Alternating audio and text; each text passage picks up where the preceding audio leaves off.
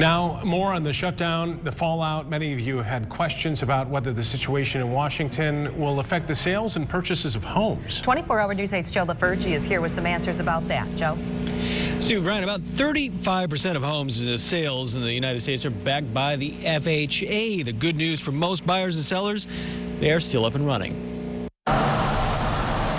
As if buying and selling a home isn't stressful enough, now this from Washington.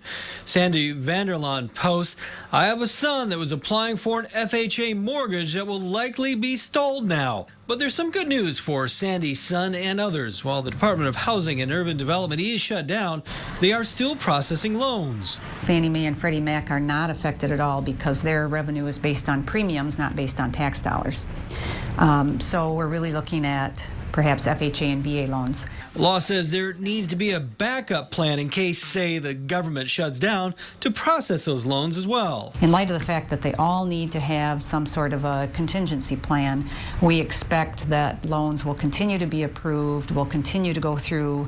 Depending on where they are in the process, there might be some slowdown. Another potentially more widespread issue, this government form required on all real estate transactions.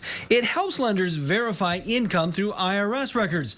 The problem, the IRS is shut down, but the feds have relaxed the requirement during the shutdown. And Reitberg says lenders have other ways of verifying income. There are a lot of checks and balances in place regarding loans today that didn't exist 10 years ago. So I think there's a whole lot more reason to close than not to close.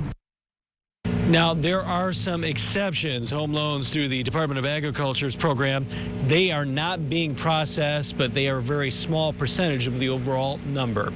Live in Grand Rapids, Joe LaFergie, 24-hour News 8.